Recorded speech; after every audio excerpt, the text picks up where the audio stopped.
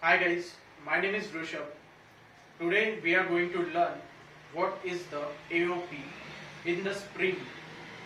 So AOP, we can call it the aspect oriented programming.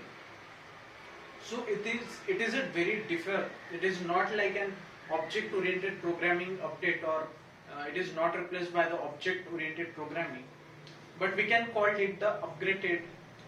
Is a way of thinking uh, towards the object oriented programming when we write the code in the Spring.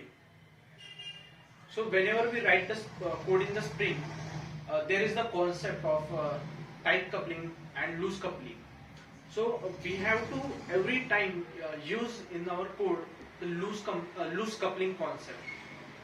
We don't have to refer a tight coupling or a his a or has a relationship is a relationship concept there. So in the Spring, when we are going to write the code, there is when we making an object oriented programming, first we see the object oriented programming, why we use the aspect oriented programming instead of the object oriented programming in this case. So object oriented programming, when I created two classes, like first I create a class of a car, second I create a class of a bike, again I created a class of engine. So in this our car, what exactly it required the engine for working, and bike is also required the engine for the working purposes. So we are going to make that engine object into that both classes. So we can use that one class into both of these two classes. So in this way, we are reuse this code in the Java, in the Spring Boot, in the Java also. So because of that reusability concept is came, there is the is a and has a relationship concept in between these two classes with the engine class. So because of that is a relationship, we can implement that engine class methods or engine class variables into these both classes.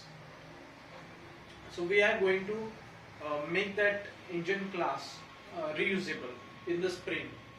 So because of this reusability concept, we have to also make mention there is the loose coupling. So we can going to make an aspect as a class. So aspect is an engine class. So we make the engine as an aspect class. So our Spring will making that object of that classes, both classes. So the engine class is nothing but an aspect class, we can say. So because of using this aspect concept there, we don't have to manually put every time object into the various type of classes which we have mentioned. So there is the loose coupling concept is there. Because of that, we can easily switch in the runtime. We can easily enable or disable into the runtime.